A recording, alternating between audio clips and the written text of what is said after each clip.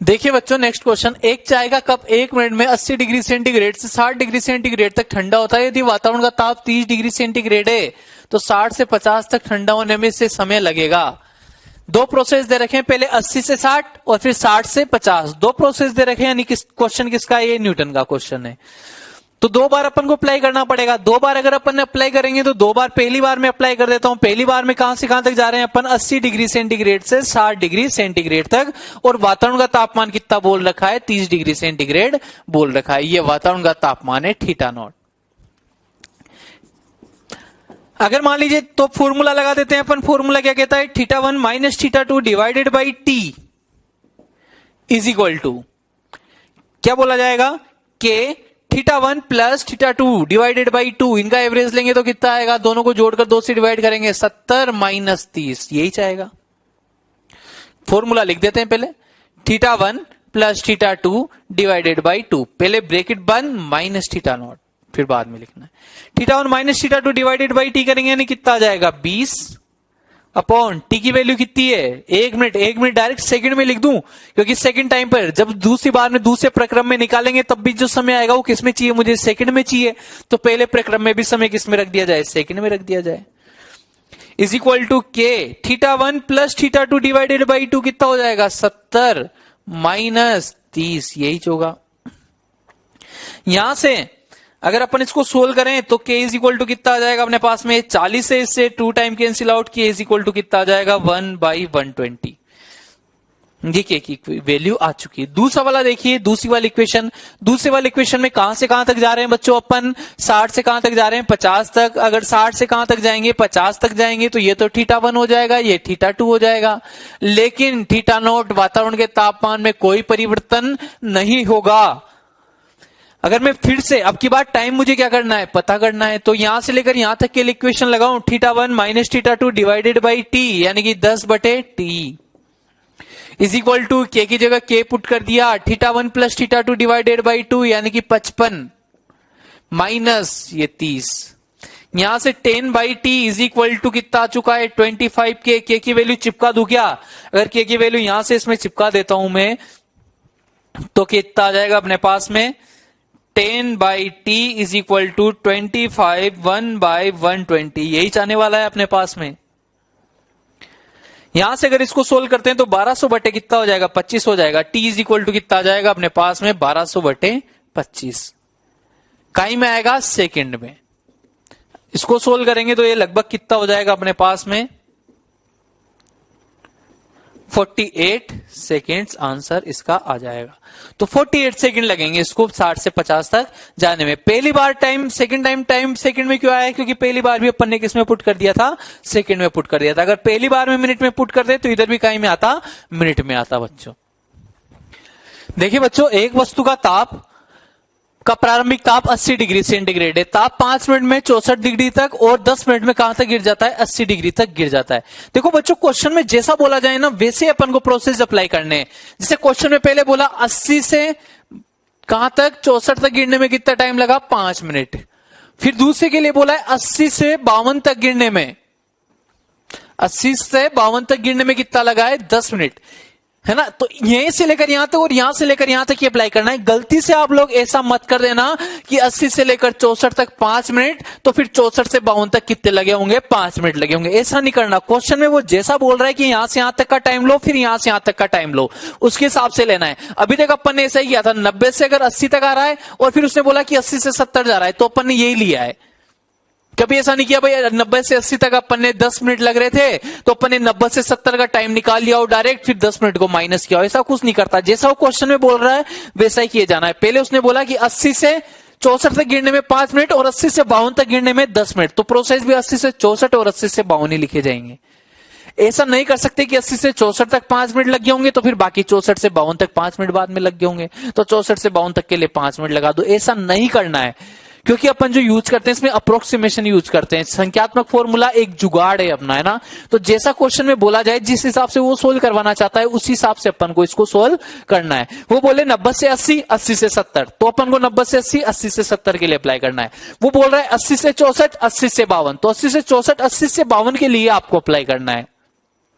उसने नहीं बोला देखो एक वस्तु का प्रारंभिक ताप 80 डिग्री सेंटीग्रेड है, ताप 5 मिनट में 64 तक गिरता है। फिर उसने नहीं बोला अगले 5 मिनट में 52 तक गिरता है, उसने क्या बोला 10 मिनट में 52 तक गिरता है। मतलब 80 से 64 आने में 5 मिनट लगते हैं और 80 से 52 जाने में कितना लगता है 10 मिनट। तो इस हिसाब से अपन को क्वेश्चन को सोल्व करना है। जैसा जैसा वो बोले टेम्परेचर फॉलो जहां से जहां तक का बोलता है वहीं से वहां तक के लिए अपन अप्लाई करेंगे।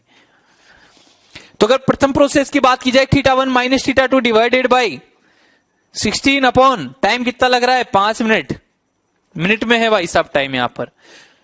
θ1 प्लस θ2 डिवाइडेड बाई 2 अगर इनका एवरेज लेंगे तो कितना हो जाएगा 144, 144 और डिवाइडेड बाई 2 करेंगे तो 72 के ये वाला कितना हो जाएगा 72 माइनस θ0। ये इक्वेशन नंबर क्या आ चुकी है 1 आ चुकी है। सेकेंड टाइम सेकंड के लिए बोलेंगे तो यहां से लेकर यहां तक गिर रहा है 80 से 52, 80 से 52 गिर रहा है यानी कि 28 लिख दोगे इसको। 28 डिवाइडेड बाई टाइम कितना लग रहा है 10 मिनट लग रहा है, इज इक्वल टू के की जगह क्या लिख दिया जाएगा के लिख दिया जाएगा। θ1 प्लस θ2 डिवाइडेड बाई 2 करेंगे तो 152, 152 बटे 2, 152 बटे 2 करेंगे तो कितना आने वाला है 152, 76 आ जाएगा। 76 माइनस θ0 हो जाएगा। ये दोनों इक्वेशन हो गए अपने पास। अब देखो यहां से के की वैल्यू निकालूंगा ना तब ये θ0 β0 इनका लोचा रहेगा, ये टर्म वहां पर पुट करेंगे तो और गंदा सा हो जाएगा। इससे बढ़िया कि अब की बार डायरेक्ट क्या कर दिया जाए डिवाइड कर दें तो के से के क्या हो जाएगा कैंसिल आउट। अगर मैं डिवाइड करता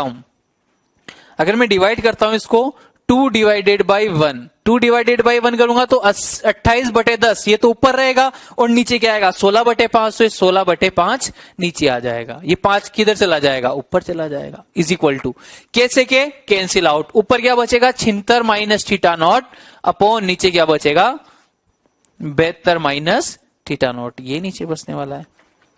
अगर इसको अपन सोल्व करें तो कितने टाइम्स 2 टाइम्स, 2 कितना हो जाएगा 32, 28 बटे 32, 28 बटे 32 4 से कैंसिल आउट करेंगे 7 बटे 8 is equal to 76 minus θ0 upon 72 minus θ0, यही होगा।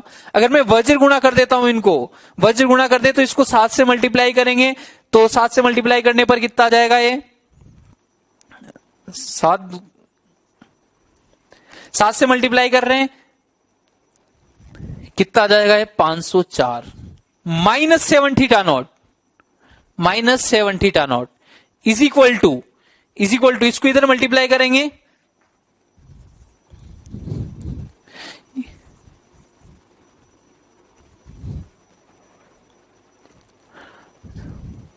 कितना हो जाएगा 608 आ रहा है, माइनस क्या हो जाएगा ये 8 θ0 हो जाएगा। θ0 वाली टर्म को एक साइड पर कर लूं तो θ0 इज इक्वल टू कितना आ जाएगा 504 को उधर भेज देते हैं अपन, 7 θ0 इधर आएगा नेगेटिव का और 8 θ0 नेगेटिव का इस तरफ आने वाला है। यहां से अपन इसको सोल्व कर दिया, θ0 जो सोल्व करके अपने पास आएगा वो वाली वैल्यू अपन यहां पर पुट कर देंगे।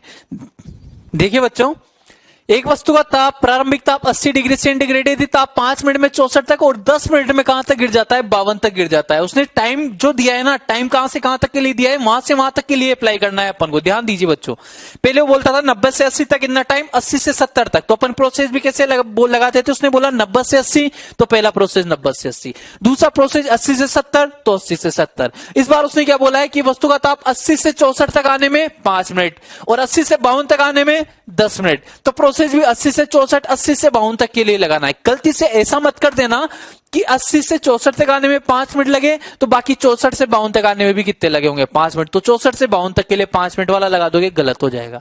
ऐसा कर नहीं सकते क्योंकि अप्रोक्सीमेशन वाला फॉर्मूला है, तो जहां से जहां तक के लिए बोला जाए वहीं से वहां तक के लिए अप्लाई करना है। इस क्वेश्चन में ध्यान रखना है, स्पेशली आपसे बोला है 80 से 5 मिनट में कहां तक गिरता है 64 तक और 10 मिनट में कहां तक गिरता है 52 तक, यानी कि 80 से 52 तक का 10 मिनट लगेगा। अगर वो ऐसा बोलता क्वेश्चन में कि 80 से 64 तक 5 मिनट फिर 64 से 52 तक 5 मिनट, तो अपन दो प्रोसेस कैसे लगाते 80 से 64 तक 5 मिनट फिर 64 से 52 तक 5 मिनट। लेकिन उसने ऐसा नहीं बोला, उसने बोला 80 से 64 तक 5 मिनट 80 से 52 तक 10 मिनट, तो इक्वेशन भी 80 से 64 और 80 से 52 के लिए ही लगाई जाएगी। आप लोगों को ये बात समझनी पड़ेगी। तो सबसे पहले अगर बात करें अपन 80 से 64 तक के लिए तो θ1 माइनस θ2 डिवाइडेड बाई टी करूं, θ1 माइनस θ2 कितना हो जाएगा 16 बटे 5, के की जगह के लिख दिया, फिर क्या लेंगे, दोनों का एवरेज लेंगे। दोनों का अगर एवरेज लेने की कोशिश करेंगे बच्चों, तो दोनों का एवरेज कितना आ जाएगा अपने पास में। अगर दोनों का एवरेज लेने की कोशिश करेंगे तो दोनों का एवरेज कितना आ जाएगा, 72 आ जाएगा। दोनों को ऐड करके 2 से डिवाइड, 144/2 72, माइनस क्या करेंगे, थीटा नोट ही तो मुझे पता करना है। तो पहली इक्वेशन ये आ गई अपने पास में। अगर पहली इक्वेशन ये आ गई है अपने पास में, तो दूसरी इक्वेशन के लिए देखिए। दूसरी इक्वेशन 80 से कहां तक आ रहा है, 52 तक आ रहा है। 80 से 52 तक आएगा तो कितना, temperature difference θ1 minus θ2 divided by T, यानी कि 28/10 इज इक्वल टू K। फिर यहां पर क्या आता है, एवरेज लेंगे, दोनों को ऐड करके 2 से डिवाइड करेंगे तो कितना आ जाएगा, 132/2 यानी कि 66 आ जाएगा। 66 माइनस θ0। इक्वेशन 1 और 2। अब देखो इस बार K की वैल्यू यहां से नहीं निकाल सकते, गंदी सी आएगी, फिर पुट करने में और गंदा हो जाएगा। तो इससे अच्छा है ना कि अब की बार दोनों को डायरेक्ट डिवाइड कर दो, K खत्म हो जाएगा। तो अगर दोनों को डिवाइड किया तो सबसे पहले 28/10, 2 डिवाइडेड बाई 1 किया, तो 2 को ऊपर लिखा मैंने 28/10, 1 वाले को किधर लिखा जाएगा, नीचे लिखा जाएगा अपोन में, तो 16/5 अपोन में लिख दिया। इज इक्वल टू 2 वाला ऊपर और 1 वाला इक्वेशन वाला नीचे आ गया यहां से अपने पास में। 5 से 2 टाइम्स कैंसिल आउट होगा, यानी कि 32 हो जाएगा। 28/32 4 से कैंसिल आउट करेंगे, 7/8 आ गया। और इधर वाली टर्म को भी अपन ने कोई छेड़खानी नहीं की है। अब अगर इसको मैं मल्टीप्लाई करता हूं, वज्र गुणा कर देता हूं इसका, अगर वज्र गुणा क्या कर दिया मैंने, वज्र गुणा, तो इसको इधर से मल्टीप्लाई किया अपन ने तो ये वाली टर्म आ रही है, इसको इधर से मल्टीप्लाई किया तो ये वाली टर्म आ रही है। यहां से θ0 इज इक्वल टू कितना आ जाएगा, 24 डिग्री सेंटीग्रेड। सिंपल, जैसे अपन ने पहले क्वेश्चन किए थे उसी टाइप का क्वेश्चन था। बस आपको एक कंसेप्ट बताना था कि जहां से जहां तक के लिए वो बोल रहा है वहां से वहां तक के लिए अपन को अप्लाई करना है, उसके अलावा और कुछ नहीं करना है। देखिए बच्चों, न्यूटन के नियम की सीमाएं मतलब लिमिटेशन, मतलब कुछ कमियां या ड्रॉबैक जो होते हैं उनको सीमाएं बोलते हैं अपन। तो देखिए T minus T0 should not exceed then 35 degree centigrade, यानी कि पहली लिमिटेशन तो आ गई कि जब वातावरण और वस्तु का ताप 35 डिग्री से ज्यादा हो जाएगा तो फिर अपन इसको अप्लाई नहीं कर सकेंगे, है ना। लेकिन आपको ऐसा सोचकर नहीं कर देना है। अगर 2 प्रोसेस दिख रहे हो तो फिर न्यूटन के से सोल्व करना है। थोड़ा बहुत अपन चलेबल मानते हैं, 50-100 डिग्री तक भी हो जाइए, 35 की बजाय 50-100 तक भी हो जाए तो भी इसको चलेबल मानते हैं। वस्तु द्वारा उष्मा की हानि सिर्फ विकिरण के द्वारा हानि मानेंगे अपन। ऐसे जैसे चाय का कप वाला क्वेश्चन था, तो चाय के कप में तो सनबर्न भी हो रहा होगा, लेकिन अपन ने वो जो हानि निकाली वो केवल किसके कारण निकाली, विकिरण के कारण। विकिरण को मानते हुए अपन क्वेश्चन को सोल्व करते हैं न्यूटन के नियम में। ये स्टीफन बोल्ट्जमान का विस्तृत रूप है। विस्तृत रूप मैंने बोला था, न्यूटन महान गणितज्ञ था तो उसने स्टीफन बोल्ट्जमान के नियम को ही दूसरे रूप में परिवर्तित कर दिया। देखिए कैसे, ये था स्टीफन बोल्ट, dt/dt sigma E upon ms t की घात 4 माइनस T0 की घात 4। अपन ने बोला T माइनस T0, इसको डेल्टा टी बोलेंगे अपन, तो T माइनस T0 को क्या बोल दिया, डेल्टा टी, तापांतर। T की वैल्यू कितनी आ गई, T0 plus delta T. T0 को इधर भेज दिया। ये T की वैल्यू मैंने यहां से इस वाली इक्वेशन में पुट कर दी। अगर इस वाले इक्वेशन में मैंने पुट कर दी तो T की जगह क्या लिख दूंगा, T0 प्लस डेल्टा टी, उसकी घातांक कितनी हो जाएगी, 4 हो जाएगी। T0 को कॉमन ले लू, अगर इस वाले इसमें से बाहर ले लू T0 को, तो कितना आ जाएगा, ये sigma E A upon ms, और यहां से अगर T0 की घात 4 बाहर आएगी क्योंकि होल पावर लगी हुई है, होल पावर कितनी लगी हुई है, 4, तो T0 भी बाहर लोगे तो T0 की घात 4 बाहर आएगी upon 1 plus delta T by T0, और इसकी घात कितनी है, 4 माइनस T0 की घात 4, यही होगा। T0 की घात 4 इस पहली टर्म में से, इस टर्म में से, दोनों में से T0 की घात 4 क्या हो रही है, कॉमन आ रही है, तो बाहर ले लो T0 की घात 4 को। Sigma E A upon ms into T0 की घात 4, और यहां पर क्या बचेगा, 1 plus delta T by T0 की घात 4 माइनस 1 की घात 4, यानी कि 1 ही बचेगा। अब अगर मैं बोल देता हूं कि delta T upon T0 less than 1 हो जाए, तो क्या मैं ऐसा लगा सकता हूं क्या, द्विपद पर में से 1 plus x to the power n is equal to 1 plus nx होता है। द्विपद प्रसार ये होता था द्विपद पर में, बाइनोमियल थ्योरम।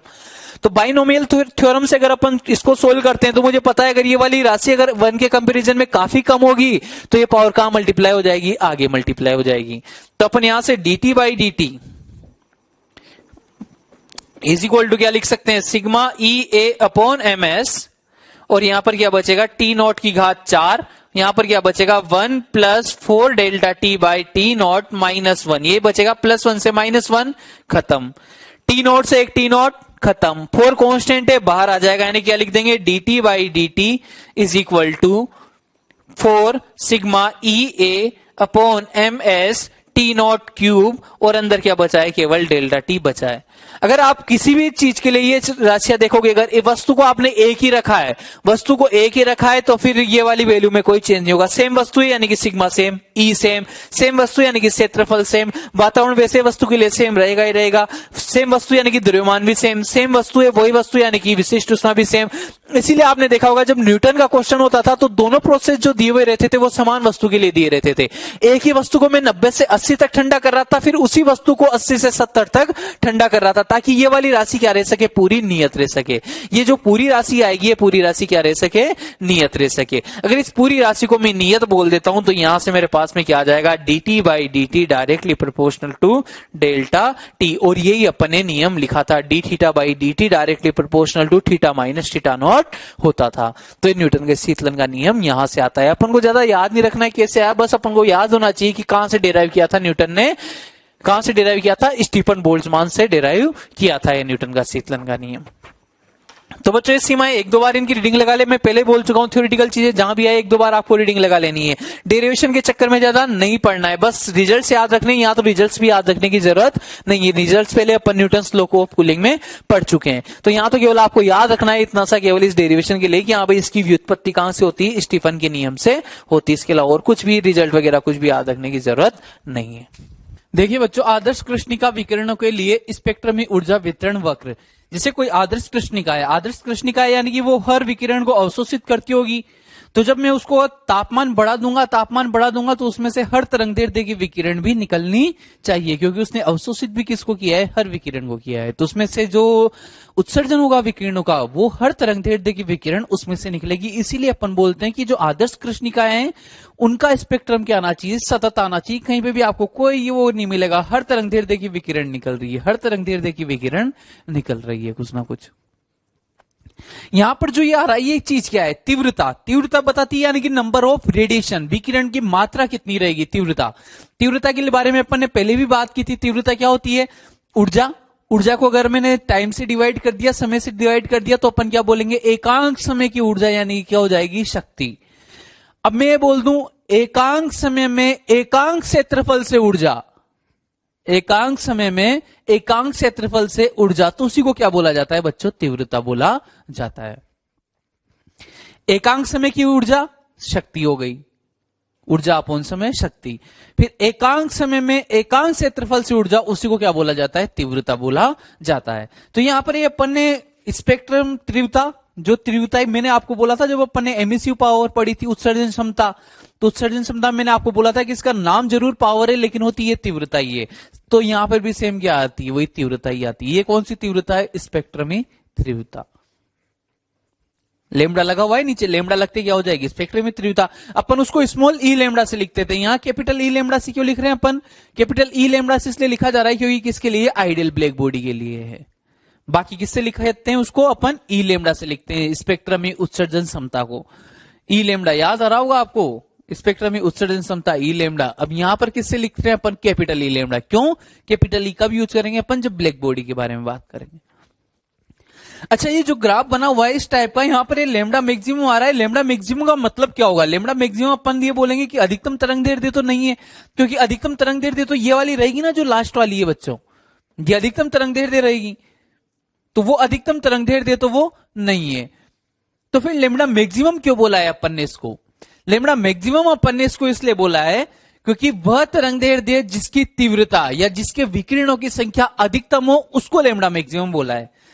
मुझे ये नहीं मतलब लेमडा मैक्सिमम यानी कि अधिकतम तरंगदैर्ध्य होगा, ऐसा मैं नहीं कह रहा हूं। अधिकतम तरंगदैर्ध्य तो कितना आएगा, 0 से अनंत तक की हर विकिरण निकलेगी। अगर 0 से अनंत तक की हर विकिरण निकल रही है तो अनंत तरंगदैर्ध्य क्या होगी, अधिकतम होगी।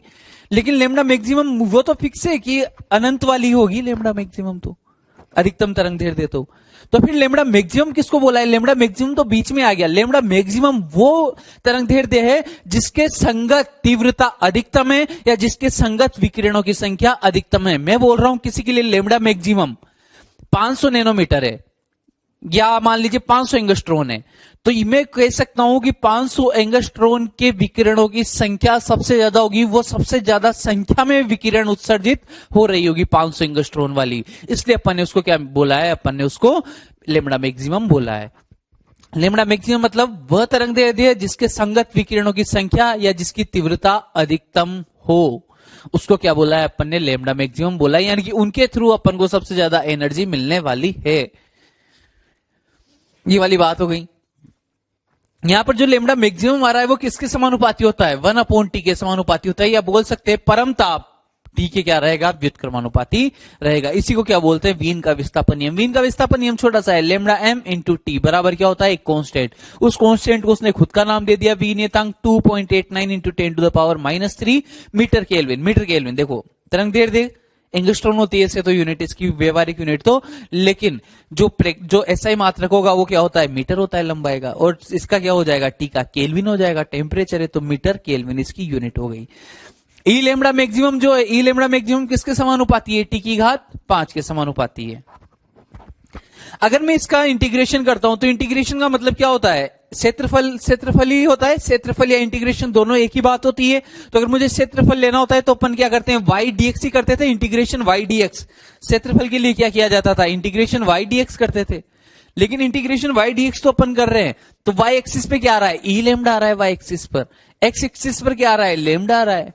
तो वाई एक्सिस की जगह, वाई की जगह तो क्या लिख दिया मैंने क्षेत्रफल के लिए ई लेमडा, और यहां पर ये क्या कर दिया इसका डी लेमडा। इंटीग्रेशन करेंगे तो टोटल क्या आ जाती है, उत्सर्जकता।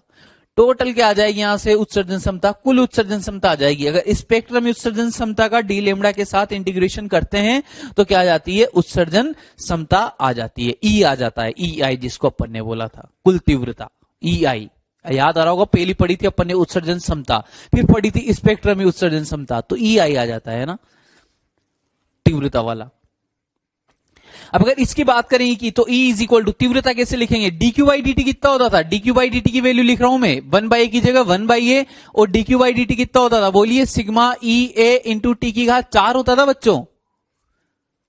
तो 1/a की जगह 1/a लिख दिया, dQ/dt की जगह ये लिख दिया, इससे ये खत्म। E की वैल्यू कितनी हो जाएगी, 1 हो जाएगी, क्योंकि आदर्श कृष्णिका है, तो आदर्श कृष्णिका है, इसलिए क्या बचेगा अपने पास, सिग्मा इंटू टी की पावर 4। अगर मैं शक्ति लिखता हूं, केवल dQ/dt लिखता हूं, तो क्या आता है, सिग्मा EA इंटू टी की घात 4। लेकिन तीव्रता लिख दूं, यानी कि ए से ओ डिवाइड कर दूं, तो ए क्या हो जाएगा, गायब हो जाएगा, सिग्मा E इंटू टी की पावर 4। कृष्णिका के लिए बना रही, यानी कि E की वैल्यू भी कितनी हो जाएगी, 1, यानी कि जो तीव्रता रहेगी वो कितनी आएगी, सिग्मा इंटू टी की घात 4। और अगर मैं, यानी कि दो क्षेत्रफल ही तो है, ये क्षेत्रफल क्या आ रहा है, सिग्मा इंटू टी की घात 4। अगर आपसे बोल दिया जाए कि एक तो तापमान 500 केल्विन है, दूसरा तापमान 900 केल्विन है, दोनों पर क्षेत्रफलों का अनुपात बताइए, तो क्षेत्रफल किसके समानुपाती आ रहा है, ये क्षेत्रफल या कुली किसके समानुपाती आ रहा है, टी की घात 4 के। तो A1/A2 is equal to T1/T2 की पावर कितनी हो जाएगी, 4।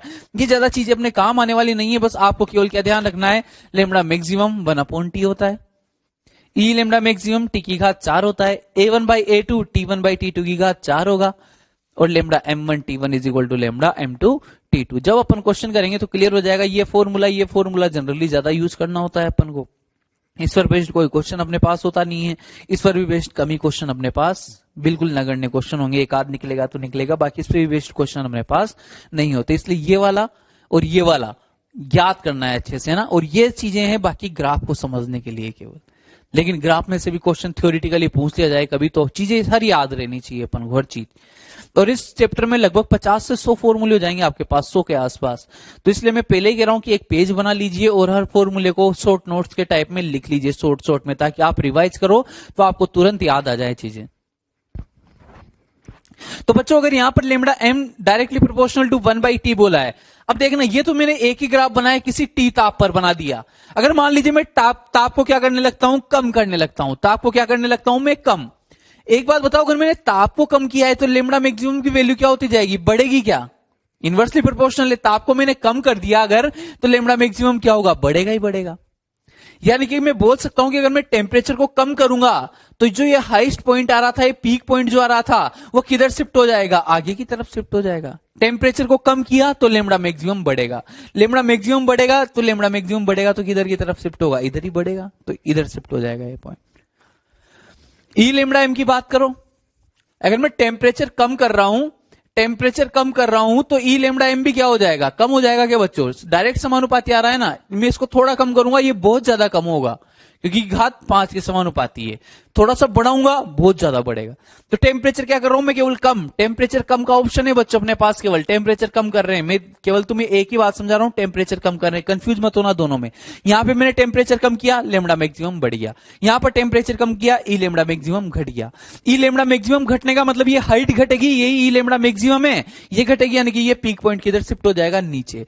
कहने का मतलब ये हुआ कि अगर मैं टेम्परेचर कम करता हूं, टेम्परेचर कम करता हूं तो लेमड़ा मैक्सिमम बढ़ेगा और ये वाली वैल्यू घटेगी। तो यानी कि ये हाइट तो क्या हो जाएगी, घट जाएगी, और लेमड़ा मैक्सिमम बढ़ने का मतलब ये, यानी कि ये पॉइंट थोड़ा सा नीचे भी शिफ्ट होगा और थोड़ा सा इस तरफ भी ये शिफ्ट होगा। फिर भी अपन अभी ग्राफ बना के देख लेते हैं इसको फिर से एक बार। देखिए बच्चों, ये ग्राफ फिर से देख लेते हैं अपन ने बोला था कि टेम्परेचर में कम करता जा रहा हूं। सबसे पहले T3 के लिए बनाया, फिर T2 के लिए, फिर T1 के लिए, लेकिन मैं टेम्परेचर क्या करता जा रहा हूं, कम करता जा रहा हूं। एक बात बताइए, अगर मैं टेम्परेचर कम करूंगा ई लेमड़ा मैक्सिमम क्या होता जाएगा, घटता जाएगा। ई लेमड़ा मैक्सिमम घटता जाएगा। ई लेमड़ा मैक्सिमम ये इधर वाली हाइट ही तो, यानी कि पीक पॉइंट की हाइट ही तो ये ई लेमड़ा मैक्सिमम है। यानी कि जैसे जैसे मैं टेम्परेचर को कम करूंगा तो पीक पॉइंट किधर शिफ्ट होता जाएगा, नीचे शिफ्ट होता जाएगा। किधर शिफ्ट होता जाएगा, नीचे शिफ्ट होता जाएगा। दूसरी तरफ अगर मैं टेम्परेचर को कम कर रहा हूं, इसको कम करूंगा तो लेमड़ा मैक्सिमम क्या होने लगेगा, बढ़ने लगेगा। अगर मैं टी को कम करूंगा तो लेमड़ा मैक्सिमम क्या होने लगेगा, बढ़ने लगेगा। लेमड़ा मैक्सिमम बढ़ने लगेगा, यानी कि लेमड़ा मैक्सिमम वाली एक्सिस ये है, यानी कि इस तरफ बढ़ेगा ये। तो यानी कि जब अपन टेम्परेचर कम करेंगे तो लेमड़ा मैक्सिमम बढ़ना चाहिए, यानी कि लेमड़ा मैक्सिमम वाला पॉइंट किधर शिफ्ट होता जाएगा, राइट में शिफ्ट होता जाएगा। यानी कि पीक पॉइंट, जैसे मैं टेम्परेचर कम करता हूं, पीक पॉइंट एक तो नीचे की तरफ से, पीक पॉइंट मतलब ये उच्च बिंदु, ये सर्वोच्च बिंदु, तो जो पीक पॉइंट रहेगा वो एक तो नीचे की तरफ शिफ्ट होता जाएगा ग्राफ का, और राइट में भी शिफ्ट होता जाएगा। तो जैसे मैंने टेम्परेचर कम किया तो ई लेमड़ा की वैल्यू घटने की वजह से नीचे शिफ्ट हुआ, और लेमड़ा मैक्सिमम बढ़ेगा, इस वजह से किधर शिफ्ट हो गया, राइट में। फिर मैंने और टेम्परेचर कम किया तो थोड़ा नीचे शिफ्ट होगा, राइट में शिफ्ट होगा। ऐसा ग्राफ बन गया इसका। अगर मैं ये लेमड़ा नहीं लेकर यहां पर क्या ले लेता, मैं फ्रीक्वेंसी ले लेता, आवृत्ति ले लेता अगर मैं, तो आवृत्ति को क्या बोल दिया मैंने, न्यू बोल दिया, न्यू, ऐसे लिखते हैं इसको, न्यू आवृत्ति। अगर आवृत्ति की बात की जाए तो सबसे पहले आवृत्ति के लिए टेम्परेचर का रिलेशन तो निकाले कि अपन टेम्परेचर कम करेंगे तो आवृत्ति बढ़ेगी या घटेगी, तभी अपन पीक पॉइंट को शिफ्ट कर पाएंगे। तो सबसे पहले lambda M T is equal to B, ये कौन सा, बीन वाला फॉर्मूला हो गया। फिर अपन ने बोला कि जो न्यू होता है, nu is equal to C upon lambda होता है, तो लेमड़ा इज इक्वल टू कितना आ जाएगा, सी बाई न्यू आ जाएगा। लेमड़ा इज इक्वल टू मैंने सी बाई न्यू रखा तो न्यू को उधर भेज दिया और बी को नीचे भेज दिया, तो nu is equal to C T upon B. यानी कि जो आवृत्ति आ रही है वो टी के डायरेक्ट समानुपाती आ रही है, न्यू एम डायरेक्ट समानुपाती आ रही है, तो न्यू एम डायरेक्ट समानुपाती टी। और ई लेमड़ा मैक्सिमम तो पहले टी की घात 5 के समानुपाती होता है, ये लिखा हुआ है पहले से, इधर तो ई लेमड़ा ही है या ई न्यू ही है, तो वो भी टी की घात 5 के समानुपाती होता है, और न्यू किसके समानुपाती हो गया, टी के। यानी कि जब अब मैं टेम्परेचर कम करूंगा तब ई लेमड़ा तो कम होगा ही होगा, लेकिन अगर न्यू की बात करेंगे तो न्यू एम भी क्या होता जाएगा, टेम्परेचर कम करते ही न्यू एम भी क्या होता जाएगा, कम होता जाएगा। कहने का मतलब क्या हुआ कि जैसे मैं टेम्परेचर कम करूंगा तो जो पीक पॉइंट है मेरे पास, वो पीक पॉइंट एक तो किधर शिफ्ट होता जाएगा, नीचे शिफ्ट होता जा रहा है। पीक पॉइंट नीचे नीचे नीचे शिफ्ट होता जा रहा है, क्योंकि अपन को पता है टी की घात 5 के समानुपाती होता है ई लेमड़ा एम, ई लेमड़ा मैक्सिमम। तो ई लेमड़ा मैक्सिमम अगर टी की घात 5 के समानुपाती होता है तो जैसे टेम्परेचर बढ़ाएंगे, टेम्परेचर बढ़ाने पर ये वैल्यू क्या हो जाएगी, बढ़ जाएगी। लेकिन अपन टेम्परेचर घटा रहे हैं तो ई लेमड़ा मैक्सिमम भी घटेगा, यानी कि हाइट घटेगी, यानी कि पीक पॉइंट नीचे शिफ्ट होगा, जो हो रहा है हर केस में। देखिए T3, T2, T1 टेम्परेचर कम करते जा रहे हैं। न्यू की बात करें तो अब की बार मुझे पता है कि अगर टेम्परेचर कम करूंगा तो न्यू मैक्सिमम भी क्या होगा, कम होगा। न्यू मैक्सिमम कम होगा, यानी कि पीक पॉइंट जो है वो किधर शिफ्ट होता जाएगा, बाईं तरफ शिफ्ट होगा, लेफ्ट तरफ शिफ्ट होगा। तो जैसे अपन टेम्परेचर कम कर रहे हैं तो आवृत्ति वाले ग्राफ में तो पीक पॉइंट नीचे भी शिफ्ट होता है और लेफ्ट में भी शिफ्ट होता है। लेकिन जो तरंग दैर्ध्य वाला ग्राफ होता है लेमड़ा वाला, उसमें पीक पॉइंट नीचे तो शिफ्ट होता है, लेकिन किधर शिफ्ट होता है, दाईं तरफ शिफ्ट होता है। रीजन आपको समझ में आ चुका होगा। एक ये फॉर्मूला और याद रख ले तो अच्छी बात है, बाकी केवल लेमड़ा मैक्सिमम टी से भी इस फॉर्मूले को जब भी जरूरत हो निकाल सकते हैं, कोई बड़ी बात नहीं है। केमिस्ट्री में बहुत पढ़ते हो आप, nu is equal to C upon lambda. देखिए बच्चों क्वेश्चन क्या लिखा हुआ है, आईबीबी आदर्श कृष्णिका की स्पेक्ट्रम में ऊर्जा वितरण वक्र में आईबीबी का संभावित ताप बताना है मुझे। यहां से मुझे जो पीक पॉइंट दिख रहा है वो पीक पॉइंट क्या मुझे बताएगा कि लेमड़ा मैक्सिमम की वैल्यू कितनी है, और अगर लेमड़ा मैक्सिमम की वैल्यू पता हो तो टी निकालना मेरे लिए कोई बड़ी बात नहीं है, क्योंकि अपन पहले ही बोल चुके हैं lambda maximum T is equal to क्या होता है, बी की वैल्यू मुझे गिवन है क्वेश्चन में। लेमडा मैक्सिमम की वैल्यू मेरे पास है, यानी कि टी निकल जाएगा क्या। तो जब भी लेमडा मैक्सिमम या एक ग्राफ वाले क्वेश्चन आ जाए, यानी किससे करना है, वीन से करना है अपन को। तो ध्यान दीजिए बच्चों, मैं ऐसा लिख सकता हूं कि यहां पर कि lambda maximum multiplied by T is equal to B, लिखा जा सकता है, कोई आपत्ति नहीं होनी चाहिए किसी को। लेमडा मैक्सिमम कितना है, 1.5, किसमें है ये, माइक्रोमीटर में, यानी कि 10 टू द पावर -6 कर दूं क्या इसको, मीटर में कन्वर्ट हो गया। टेम्परेचर मुझे पता करना है, और अगर बी की बात की जाए तो 3 गुणा 10⁻³ है क्या, मीटर केल्विन में ही है। यहां पर ये मीटर केल्विन में था, इसलिए इसको भी मुझे किसमें करना पड़ा, मीटर में करना पड़ा। अगर ये माइक्रोमीटर केल्विन में होता तो ये माइक्रोमीटर में चलेबल था। अगर 1.5 को इधर भेज दूं, डिवाइड करूं तो कितना बचेगा, यहां पर 2 बचेगा। 10 टू द पावर -6 उधर जाएगा, +6 हो जाएगा। 10 की पावर -3 है और +6 कितना बचेगा, 10 की पावर +3 बचेगा। यानी कितना आ जाएगा, 2000 केल्विन अपने पास इसका आंसर आ जाएगा। यानी कि वस्तु का संभावित ताप कितना है, 2000 केल्विन। ऐसी क्वेश्चन की बात करें, अधिकतम ऊर्जा पर ताप बताइए, अधिकतम ऊर्जा पर ताप बताइए, यानी कि B is equal to 2.89। B की वैल्यू वो 3 तक भी दे सकता है, 2.88 से लेकर 3 तक कहीं तक भी दे देता है वो। और अपन को भी जब अगर खुद को लेनी हो तो अपन कैलकुलेशन किससे इजी होगी, 2.88 से लेकर 3 तक कुछ भी मान सकते हैं वैल्यू, है ना, कैलकुलेशन इजी करने के लिए, तब वेरिएशन अपन कर लेते हैं।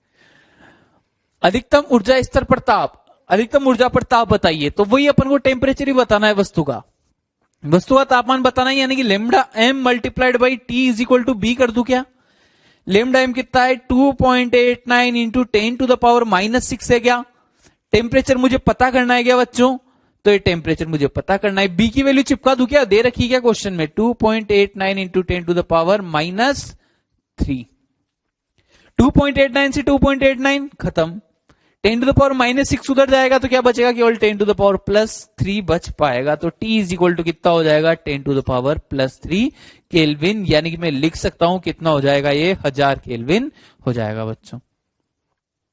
तो बच्चों बिल्कुल सिंपल क्वेश्चन होते हैं, फॉर्मूला भी सिंपल। या फिर क्वेश्चन किस टाइप के बन सकते हैं इसमें, कि अगर तरंग अधिकतम तीव्रता के संगत तरंग दैर्ध्य इतनी है इस ताप पर, तो इस ताप पर बताइए, तो lambda m1t1 is equal to lambda m2t2 वो वाला फॉर्मूला लगा सकते हैं। बी दिया हो तो lambda M into T is equal to B लगा देंगे। सिंपल से क्वेश्चन है बच्चों।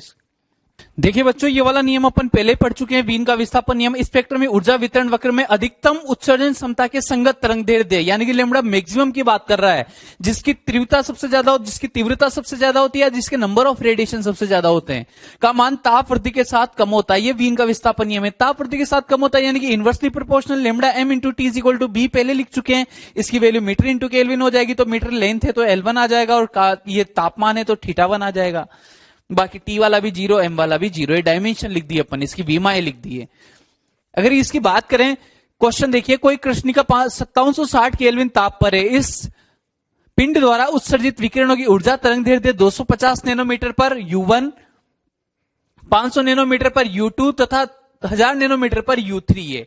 तरंग दैर्ध्य अलग अलग दे रखी है, उनके संगत मुझे ऊर्जा बतानी है कि ये वाली इसके संगत वाली ऊर्जा ज्यादा होगी, इसके संगत वाली ऊर्जा ज्यादा होगी, इसके संगत वाली ऊर्जा ज्यादा होगी। तो सबसे पहले अगर मुझे तापमान पता है तो मैं ये तो निकाल सकता हूं कि अधिकतम ऊर्जा किसके संगत तरंग दैर्ध्य पर होगी। तो सबसे पहले तो मैं लेमडा मैक्सिमम कैलकुलेट करता हूं कि अधिकतम ऊर्जा वाली, जो अधिकतम ऊर्जा है वो कौन सी तरंग दैर्ध्य से मिलने वाली है अपन को। तो lambda M multiplied by T is equal to B लिख दिया जाए। लेमडा एम की वैल्यू बोलिए कितनी, लेमडा एम मुझे पता करना है वो कौन सी तरंग दैर्ध्य रहेगी जिसके संगत ऊर्जा अधिकतम रहेगी। तीनों में से एक ना एक आ सकती है। तो टी कितना दे रखा है, 5760, इसको क्या लिख दिया जाए, 2.88 इंटू 10⁻6 दे रखा है बच्चों की बात, 10⁻6 नैनोमीटर केल्विन, ये नैनोमीटर में ही है और वो भी अपने पास नैनोमीटर में आने वाली है। तो ये लेमडा मैक्सिमम भी किसमें आएगी अपने पास, नैनोमीटर में। केल्विन से केल्विन खत्म हो जाएगा, नैनोमीटर में बचेगा जो भी बचेगा। लेमडा मैक्सिमम क्या 2.88, इसको मैं ऐसे लिख सकता हूं क्या, 288 मल्टीप्लाइड बाई 10⁻4 2 घात इधर इंक्लूड कर दी मैंने, इधर कितना आ जाएगा 5760 आ जाएगा। यानी कि यहां से इसको कैंसिल आउट कर दूं तो ये 2 टाइम्स जाएगा, 2 और एक जीरो और लगी हुई तो ये 20 हो जाएगा, 20 हो जाएगा। यहां से इसको सोल्व करते हैं तो 10 की पावर ये 4 को ऐसे लिख दिया जाएगा, ये 20, इससे इसको उड़ा दिया अपन ने, कितना आ रहा है, ये 500 नैनोमीटर आ रहा है। 500 नैनोमीटर आने का मतलब क्या हुआ, 500 नैनोमीटर है, यानी कि लैम्डा मैक्सिमम है। अगर ये लैम्डा मैक्सिमम है तो इसके संगत जो ऊर्जा थी, इसके संगत ऊर्जा कौन सी थी? U2 थी, तो U2 क्या हो जाएगा? मैक्सिमम। इसके संगत मिलने वाली ऊर्जा अधिकतम होती है, इसलिए इसको लैम्डा मैक्सिमम बोलते हैं। बाकी 1000 नैनोमीटर वाली भी निकल रही है, 200 नैनोमीटर वाली, 250 नैनोमीटर वाली भी निकल रही है, लेकिन अधिकतम ऊर्जा किससे मिलने वाली है? अपन को 500 नैनोमीटर वाली से मिलने वाली। इसका मतलब ये नहीं होगा कि इनसे 0 मिलेगी, तो ये दोनों ऑप्शन गलत हो गए।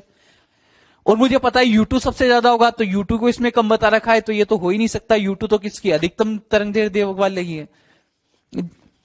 तो ये कौन सा ऑप्शन सही हो जाएगा? यहां से फोर्थ ऑप्शन अपने लिए बच्चों सही हो जाएगा, तो ये फोर्थ ऑप्शन सही है इसमें।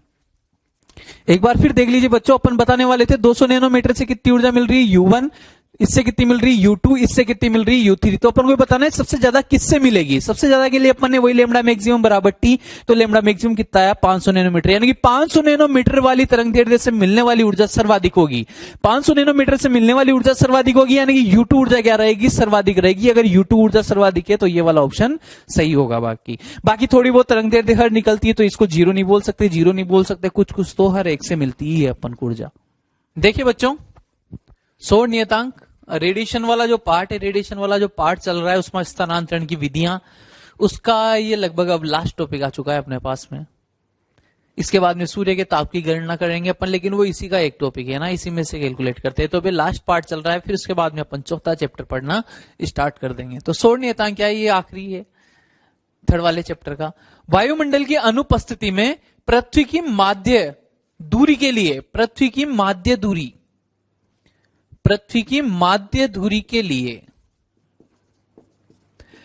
दूरी के लिए सूर्य किरणों के लंबवत रखी गई एक कृष्ण सतह के एकांक क्षेत्रफल द्वारा प्रति सेकंड ग्रहण की गई सौर ऊर्जा सौर नियतांक कहलाती है। क्या कहना चाहता है इसमें डेफिनेशन में अपन से सुनिए। अपन ने बोला वायुमंडल की अनुपस्थिति, वायुमंडल को क्या मानना है? अनुपस्थित मानना है कि सूर्य और पृथ्वी के बीच में कोई वायुमंडल नहीं है, बिल्कुल खाली जगह है, निर्वात है, बिल्कुल खाली जगह है। ये कहना चाह रहा है पहली लाइन का मतलब। वायुमंडल की अनुपस्थिति में, वायुमंडल की अनुपस्थिति मतलब यहां पर बिल्कुल क्या होना चाहिए? निर्वात होना चाहिए बीच में, सूर्य और पृथ्वी के बीच में। पहली लाइन क्लियर। माध्य दूरी के, पृथ्वी की माध्य दूरी के लिए, ऐसे तो पृथ्वी क्या होती है? दीर्घ वृत्ताकार कक्षाओं में चक्कर लगाती है, लेकिन अपन को माध्य दूरी लेनी है। माध्य दूरी मतलब एवरेज लेनी है, तो उस एवरेज दूरी का अपन ने क्या बना दिया? वृत्त बना दिया है। कभी दूरी ज्यादा रही होगी, कभी कम रही होगी, तो अपन ने बीच में ले ली दूरी और उसको क्या बना दिया? एवरेज त्रिज्या का अपन ने वृत्त बना दिया है। माध्य दूरी के लिए सूर्य किरणों के लंबवत रखी गई एक कृष्ण सतह के एकांक क्षेत्रफल, सूर्य किरणों के लंबवत पृथ्वी की माध्य दूरी जितनी दूर, यानी कि यहां पर अगर मैं एक क्या रख दूं, सूर्य की किरणें इधर ही जा रही होगी ऐसे, यानी कि ऐसे लंबवत सतह रखनी है मुझे, सूर्य किरणों के बिल्कुल लंबवत होनी चाहिए सतह। सूर्य किरणें अगर ऐसे आगे आ रही होगी तो यहां पर होनी चाहिए सतह, ठीक है। तो पृथ्वी की माध्य दूरी के जितनी दूरी लेनी है और एक क्या रखनी है? सतह रखनी है। कैसे होनी चाहिए? वो सूर्य किरणों के लंबवत होनी चाहिए। रखी गई एक कृष्ण सतह के एकांक क्षेत्रफल द्वारा, एकांक क्षेत्रफल प्रति सेकंड, यानी कि आपको याद आ रहा है ये तीव्रता की बात कर रहा है। एकांक क्षेत्रफल प्रति सेकंड ग्रहण की गई सौर ऊर्जा, एकांक समय में ऊर्जा यानी कि शक्ति, एकांक समय में एकांक क्षेत्रफल द्वारा ऊर्जा यानी कि तीव्रता की बात कर रहा है। ये अपन ने पहले बोला था, ई को जब मैं टी से डिवाइड करता हूं, ऊर्जा को समय से डिवाइड करते हैं तो क्या आ जाता है? शक्ति आ जाती है। फिर लेकिन शक्ति आने के बाद भी अगर उसको क्षेत्रफल से और डिवाइड कर दिया जाए तो यानी क्या आ जाती है? तीव्रता आ जाती है। यानी कि यही बोल रहा है अपन से कि अगर एक कृष्ण सतह रख देते, यहां पर ब्लैक कलर की सरफेस रख देता मैं यहां पर, तो प्रति सेकंड ग्रहण की गई ऊर्जा, मतलब वो केवल ये कैलकुलेट करना चाह रहा है कि प्रति सेकंड यहां से कितनी ऊर्जा आ रही है। तभी अपन ने बिल्कुल लंबवत रखा और अपन ने सतह भी कौन सी रखी है? कृष्ण सतह, काली सतह, यानी कि आने वाली हर विकिरण क्या हो जाए? एब्जॉर्ब हो जाए, यानी कि मुझे यह पता लग जाए कि यहां पर एकांक क्षेत्रफल पर एकांक समय में सूर्य की वजह से कितनी ऊर्जा आ रही है, यानी कि सूर्य की कितनी तीव्रता पृथ्वी को मिल पा रही है। यह कहना चाहता है अपन से सौर नियतांक। यहां से कोई तीव्रता निकली होगी, यानी कि यहां के एकांक क्षेत्रफल से एकांक समय में कोई ऊर्जा निकल रही होगी, उसी को अपन ने सूर्य की तीव्रता बोला होगा। अब सूर्य की तीव्रता का कितना भाग यहां पर पहुंच पा रहा है, यहां आते आते उसकी तीव्रता कितनी रह चुकी है, पृथ्वी पर कितनी तीव्रता के साथ पहुंचेगी सूर्य किरणें, वो तीव्रता मुझे चेक करनी है। तब देखो तीव्रता मतलब नंबर ऑफ रेडिएशन वगैरह ऐसा कुछ होता है, एकांक क्षेत्रफल में कितनी रेडिएशन आ रही होगी, तो अगर यहां पर देखे जाएगा तो यहां पर देखे जाएंगे तो यहां तो पास पास से किरणें, पास पास यानी कि तीव्रता क्या होगी, ज्यादा होगी। ये किरणें जब यहां पर पहुंचेगी इतनी दूरी पर तो दूर दूर फैल चुकी होगी, दूर दूर फैल चुकी होगी, यानी कि तीव्रता क्या रह जाएगी, कुछ कम रह जाएगी। सूर्य के जैसे दूर दूर जाते जाएंगे अपन वैसे वैसे सूर्य की तीव्रता क्या रह जाती है, कम रह जाती है। तो अपन को निकालना है कि यहाँ की तीव्रता का कितना भाग यहां पर पहुंच पाएगा, वही अपना क्या रहेगा, सोलर नियतांक रहेगा। कृष्ण वस्तु इसलिए रखी कि आने वाली सारी विकिरणों को एब्जॉर्ब कर ले, लंबवत इसलिए रखी आने वाली सारी विकिरणें एब्जॉर्ब हो जाए। तो केवल अपन को ये पता करना है कि आने वाली सारी विकिरणें एब्जॉर्ब हो रही, तो अपन केवल ये पता लग रहा है कि आ कितनी रही है, फिर आने वाली तो हर एक को एब्जॉर्ब हो रही है, क्योंकि सरफेस बिल्कुल लंबवत रखी है अपन ने किरणों के, तो डायरेक्ट टकराएगी ऐसे, और वस्तु भी कौन सी रखी, काली सतह रखी है, तो यानी कि एब्जॉर्ब भी कर लेगी। तो अवशोषण की मात्रा बोलूं या यहाँ पहुंचने वाली विकिरण की मात्रा बोलूं, तीव्रता की मात्रा बोलूं, एक ही बात है। अब सुनिए वो निकालते अपन। माना सूर्य की तीव्रता, सूर्य की तीव्रता ई मान लेता हूं, यानी कि सूर्य के एकांक क्षेत्रफल से एकांक समय में उत्सर्जित ऊर्जा बराबर कितनी बोल दी मैंने, ई, यानी कि इसको क्या बोल सकता हूं मैं, तीव्रता। सूर्य से कितनी तीव्रता से निकल रही है विकिरणें, ई तीव्रता से निकल रही है। अब अगर सूर्य से ई तीव्रता से निकल रही है तो क्या मैं ये बोल सकता हूं क्या कि एकांक क्षेत्रफल से अगर ई तीव्रता से एकांक क्षेत्रफल से मिलने वाली ऊर्जा अगर ई है तो पूरे सूर्य के क्षेत्रफल 4 पाई आर स्क्वायर इसका क्षेत्रफल होगा, स्फीयर टाइप का होगा, गोलाकार होगा, तो उसका क्षेत्रफल कितना हो जाएगा, 4 पाई स्क्वायर। अगर एकांक क्षेत्रफल से एक क्षेत्रफल से ई ऊर्जा मिल रही है तो 4 पाई आर स्क्वायर क्षेत्रफल से कितनी मिल जाएगी, उसको ई से मल्टीप्लाई कर देंगे। एक पेंसिल 2 रुपए की आती है, 5 पेंसिल 5 मल्टीप्लाई बाय 2, तो एकांक क्षेत्रफल से इतनी ऊर्जा, तो क्या मैं बोल दूं क्या, सूर्य के कुल क्षेत्रफल कितना हो जाएगा, 4 पाई आर स्क्वायर। इससे प्रति सेकंड मिलने वाली ऊर्जा कितनी हो जाएगी, E multiplied by 4 pi R square हो जाएगी। क्या यहां तक किसी को कोई आपत्ति नहीं होनी चाहिए। अब मैं बात करता हूं पृथ्वी की। अगर पृथ्वी कितने दूरी के गोले पर, कितनी दूरी के वृत्त पर घूम रही है, डी दूरी के पर, अगर मैं इस पूरे को गोलाकार मानूं, भाई सूर्य से जो किरणें निकल रही होगी वो पूरे गोले में डिवाइड हो रही होगी। ऐसा नहीं होगा कि अगर ये वृत्ताकार पथ पर घूम रही है तो किरणें केवल वृत्ताकार दिशाओं में जा रही होगी। सूर्य तो हर दिशा में किरण चलाएगा, सूर्य की किरण हर दिशा में जाएगी। यानी कि अगर मुझे सूर्य को पूरा पैक करना है तो मुझे वैसा ही क्या बनाना पड़ेगा, एक बड़ा गोला बनाना पड़ेगा, तब जाके उसकी पूरी विकिरणों को मैं क्या कर दूंगा, पैक कर दूंगा। तो अगर मैं इसके बाहर डी दूरी का एक पूरा गोला मान लेता हूं, सूर्य की त्रिज्या कितनी थी, आर, ये आर त्रिज्या का गोला था, छोटा गोला था, इससे हर दिशा में विकिरण निकल रही है। इससे अगर हर ऐसे यहां से विकिरण, यहां से विकिरण, यहां से विकिरण, यहां से विकिरण, हर दिशा में हर तरफ विकिरण निकल रही है सूर्य से, तो मैं देखता हूं कि अगर ये सूर्य की पूरी विकिरणों को अगर मुझे पैक करना है, बंद करना है, रोकना है, तो मुझे डी दूरी पर, डी त्रिज्या का क्या लेना पड़ेगा, एक गोला लेना पड़ेगा। डी त्रिज्या का एक अगर मैं गोला ले लूं, यानी कि सूर्य ऐसे अगर छोटा गोला है तो ये डी दूरी का गोला पूरा इस सूर्य को क्या कर ले, पैक कर ले। तो मैं बोल सकता हूं कि जो तीव्रता, जो पूरी ऊर्जा यहां से निकली थी, पूरी शक्ति यहां से निकली थी, 1 सेकंड में पूरी शक्ति, 1 सेकंड की ऊर्जा यानी कि पूरी शक्ति जो यहां से निकली थी, वो पूरी शक्ति कहां पर फैल जाएगी, पूरे इतने क्षेत्रफल में फैल जाएगी। क्या है, इतने बड़े क्षेत्रफल में। यानी कि मैं बोल सकता हूं 4 पाई डी स्क्वायर, पूरा क्षेत्रफल कितना है, 4 पाई बाहर वाले गोले का, तो 4 पाई डी स्क्वायर क्षेत्रफल पर आपतित ऊर्जा। यहां से जो पूरी ऊर्जा निकली है इसको रोकने के लिए अपन ने डी दूरी पर, मतलब डी त्रिज्या का एक गोला बना दिया है, डी त्रिज्या का एक गोला बना दिया। अब सूर्य की हर किरण वहां पर रुक जाएगी, उससे बाहर सूर्य को पूरा पैक कर दिया मैंने गोले से। तो 4 पाई डी स्क्वायर क्षेत्रफल पर आपतित, 4 पाई डी स्क्वायर क्षेत्रफल पर आपतित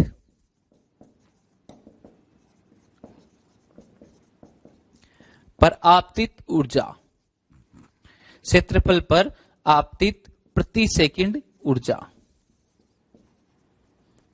कितनी हो जाएगी बच्चों, ये इतनी ऊर्जा जो वहां से निकली होगी वही यहां तक पहुंच पा रही होगी, E into 4 pi R square. अगर मैं बोलता हूं कि पृथ्वी जितना समकक्ष दूर आने पर मैं बोल सकता हूं कि 4 पाई डी स्क्वायर पर कितनी ऊर्जा आपतित होती है, E into 4 pi R square. सूर्य से जो पूरी ऊर्जा आ रही थी वो पूरी डी 4 पाई डी स्क्वायर क्षेत्रफल पर डिवाइड हो गई होगी, 4 पाई डी स्क्वायर क्षेत्रफल पर आकर रुक गई होगी। तो 4 पाई डी स्क्वायर क्षेत्रफल पर अब प्रति सेकंड आपतित ऊर्जा ये है। तो एकांक क्षेत्रफल पर पृथ्वी की दूरी पर आने के बाद एकांक क्षेत्रफल पर प्रति सेकंड आपतित ऊर्जा कितनी हो जाएगी, E multiplied by 4 pi R square upon 4 pi D square कर दिया जाए तो S इज इक्वल टू मैं बोल सकता हूं कि E into R square upon D square हो जाएगा।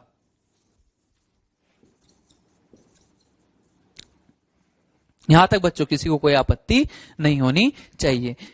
S is equal to E multiplied by R square upon क्या हो जाएगा, ये डी स्क्वायर हो जाएगा। आपको पता है यहां पर ई क्या बोला था अपन ने, सूर्य की तीव्रता बोला था। क्या तीव्रता यानी क्या होती है, एकांक क्षेत्रफल में एकांक समय में उत्सर्जित ऊर्जा होती है क्या। और मुझे पता है कि D Q by D T upon A को ही अपन क्या बोलेंगे, तीव्रता बोलेंगे। और ये वैल्यू कितनी आती है बोलिए, सिग्मा ई ए इंटू टी की घात 4 और ये एरिया 1 अपॉन ए आ रहा था तो 1 अपॉन ए कर दिया।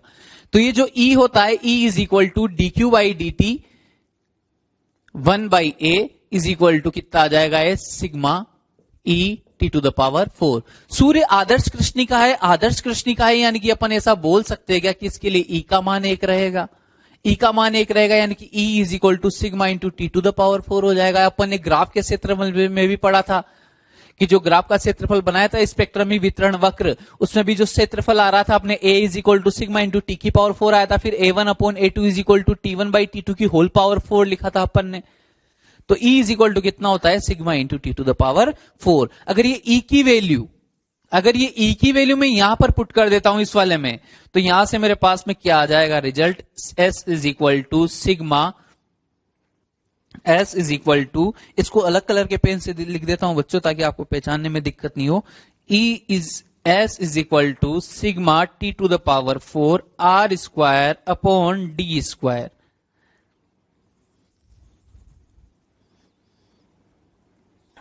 ये फॉर्मूला बच्चों याद रखना है अपन को, है ना। S is equal to sigma T to the power 4 R square upon D square. ये सोलर कांस्टेंट का फॉर्मूला अपने पास आ चुका है और इसकी वैल्यू अपन पहले लिख चुके हैं, कितनी होती है 1340 वोट या फिर कितनी होती है 1.937 कैलोरी पर सेंटीमीटर स्क्वायर पर मिनट। तीव्रता ये कि पृथ्वी पर कितनी तीव्रता पहुंच रही है, तीव्रता की यूनिटी क्या होगी, ऊर्जा अपॉन क्षेत्रफल अपॉन समय। तो बच्चों ये पृथ्वी की तीव्रता यहां कर कम हो जाती है कुछ, कैसे कम होती है, E into R square upon D square. देखो R की वैल्यू कम रहेगी, D की वैल्यू क्या रहेगी, ज्यादा रहेगी, यानी कि क्वांटिटी 1 से कम आएगी, यानी कि E से कम हो जाएगी। यानी कि सूर्य से तीव्रता E निकल रही थी लेकिन वहां पहुंचते पहुंचते कितनी रह गई, E multiplied by R square upon D square रह चुकी है केवल तीव्रता। तो सूर्य की तीव्रता निकली E थी लेकिन पृथ्वी पर कितनी पूछी, E multiplied by R square upon D square. तो उसी को अपन क्या बोलेंगे, सोलर नियतांक बोलेंगे। और अपन को पता है E की वैल्यू कितनी होगी, sigma into T to the power 4 होगी, ये अपन ने यहां से सीख लिया है। तो ये अपने पास सोलर कांस्टेंट आ जाता है sigma T to the power 4 R square upon D square, जिसकी वैल्यू कितनी होती है 1340 वॉट पर मीटर स्क्वायर या फिर 1.9 या ऑलमोस्ट इक्वल टू 2 भी बोल सकते हो, 2 कैलोरी पर सेंटीमीटर स्क्वायर पर मिनट होती है। देखिए बच्चों में लास्ट टॉपिक उसी से रिलेटेड है, लास्ट वाले से ही, सोलर कांस्टेंट से। सूर्य का ताप S is equal to formula आया था अपने पास sigma T to the power 4 R square upon D square, ये फॉर्मूला आया था क्या अपने पास, ये वाला फॉर्मूला। जो सूर्य की त्रिज्या होती है वो कितनी होती है, 7 गुणा 10 की घात 8 मीटर। सूर्य की पृथ्वी से जो औसत दूरी होती है वो 1.5 गुणा 10 की घात 11 मीटर होती है। और जो स्टीफन नियतांक है वो 5.67 इंटू 10 टू द पावर -8, 5, 6, 7, 8 इससे याद रख सकते हैं इसको। वैसे भी अपन ने सिग्मा बहुत बार यूज कर लिया है। और S की वैल्यू कितनी है 1340, यानी कि ये वैल्यू मेरे पास, ये वैल्यू मेरे पास, ये भी मेरे पास, ये भी मेरे पास। तो क्या बचा है, केवल T बचा है। T कैलकुलेट कर सकते हैं, T कैलकुलेट करना है, बाकी सबको एक तरफ, T को एक तरफ। इसको उधर भेजूंगा, ऊपर चला जाएगा ये S डी स्क्वायर, और सिग्मा और आर स्क्वायर किधर चले जाएंगे, अपॉन में चले जाएंगे, इधर टी टू द पावर 4 अकेला बच गया। अगर मैं चाहता हूं कि T निकल जाए तो दोनों तरफ 1/4 कर दूंगा पावर, इधर भी 1/4 करूंगा तो इधर तो T बच जाएगा, केवल 4 से 4 कैंसिल आउट, लेकिन इधर पावर कितनी आ जाएगी, होल पावर 1/4। और इसको सोल्व करते हैं, ये सारी वैल्यू पुट कर अगर यहां पर सोल्व करेंगे तो इस सूर्य का ताप मिलता है अपन को, कितना होता है 5732 केल्विन होता है। डेटा याद रखना चाहो तो याद रख सकते हो, बाकी ये सोलर कांस्टेंट का फॉर्मूला अपन को जरूर याद रखना है। देखिए बच्चों वो भी स्टार्ट करने जा रहे हैं थर्मल फिजिक्स का चौथा चैप्टर कौन सा है, KTG, kinetic theory of gases, गैसों का गत्यात्मक सिद्धांत। यानी कि गैसें जो कैसे गति करती है या उनकी प्रॉपर्टीज क्या होती है, उनके गुणधर्म क्या होते हैं, इन सब बारे में अपन पढ़ने वाले हैं। देखिए सबसे पहले केवल अपन इसमें क्या पढ़ेंगे, आदर्श गैस पढ़ेंगे, है ना। आदर्श गैस का व्यवहार कैसा होता है, आदर्श गैस को अपन स्टडी करेंगे। वास्तविक गैस के बारे में अपन नहीं पढ़ते हैं, वास्तविक गैस आपको केमिस्ट्री में पढ़ाई जाती है। तो अपन के पास केवल और केवल कौन सी गैस रहेगी, आदर्श गैस। तो अपना मेन फोकस कहां पर रहना चाहिए, आदर्श गैस पर। पहले आदर्श गैस और चीजों से किस प्रकार से भिन्न है उसको अपन देख लेते हैं एक बार, कि ठोस, द्रव, वास्तविक गैस और आदर्श गैस, इनके बीच में डिफरेंस क्या होता है, मेन डिफरेंस क्या है इनके बीच में। तो सबसे पहले देखिए अंतराणुविक बल की बात करते हैं। अंतराणुविक बल मतलब एक अणु का दूसरे अणु के मध्य लगने वाला बल। जैसे ठोस में, ठोस की बात करूं तो ठोस के दो अणु, पास पास वाले जो दो अणु होंगे उनके मध्य कितना बल लग रहा होगा। गैस के अंतराणुविक बल की बात करें, यानी कि गैस के जो दो अणु हैं पास पास वाले, उन अणुओं के मध्य कितना बल लग रहा होगा, उसको क्या बोला जाएगा, अंतराणुविक बल। ऐसे अगर द्रव के अंतराणुविक बल की बात करें, यानी कि द्रव के अणु के मध्य कितना बल लग रहा होगा, उसको क्या बोला जाएगा, द्रव का अंतराणुविक बल बोला जाएगा। सबसे पहले अंतराणुविक बल की बात करें तो ठोसों में सबसे ज्यादा, फिर द्रवों में कम, वास्तविक गैस में और कम, और आदर्श गैस में बिल्कुल कितना हो जाता है, 0 हो जाता है। आदर्श गैस के अणुओं के मध्य कोई आकर्षण बल नहीं होता है, यानी कि जो अपन आकर्षण गुरुत्वाकर्षण बोलते थे G m1m2/r², वो क्या रहता है, 0 रहता है। 0 क्यों रहता है, क्योंकि अपन इनके जो द्रव्यमान होते हैं, इनका द्रव्यमान क्या मानते हैं, नगण्य, 0 द्रव्यमान मानते हैं। तो Gm1m2/r² भी क्या हो जाएगा, 0 हो जाएगा। या और जो भी बल होते हैं, मतलब सभी टाइप के बल को क्या मानना है, 0 मानना है। तो ये अपन ने 0 बोल दिया। अब ध्यान दीजिए, स्थितिज ऊर्जा की बात करें तो स्थितिज ऊर्जा जो सबसे ज्यादा स्टेबल होगा उसकी स्थितिज ऊर्जा उतनी कम होगी। स्थितिज ऊर्जा कम होने का मतलब क्या है, वस्तु क्या है, स्थायी है। जिससे अगर आप किसी चीज को अगर पृथ्वी पर रखे हुए उसकी स्थितिज ऊर्जा 0 है, h हाइट पर ले जाओगे mgh हो जाएगी, लेकिन वहां पर वो स्थिर नहीं है, वहां पर उसकी जो स्टेबिलिटी है स्थायी नहीं है वो। जैसे आप वहां से छोड़ोगे उसको तुरंत नीचे आएगा, क्यों, क्योंकि नीचे आने पर स्थितिज ऊर्जा कम होगी, और जब स्थितिज ऊर्जा कम होती है तभी चीज क्या होती है, स्थायी होती है। तो स्थितिज ऊर्जा कम, ऊर्जा कम है, ठोस की सबसे कम रहेगी, द्रव की ज्यादा रहेगी, वास्तविक गैस और फिर आदर्श गैस की सबसे ज्यादा रहेगी। ठोस ही सबसे ज्यादा स्थायी होता है, गैस को देखो तो उड़ जाती है वो।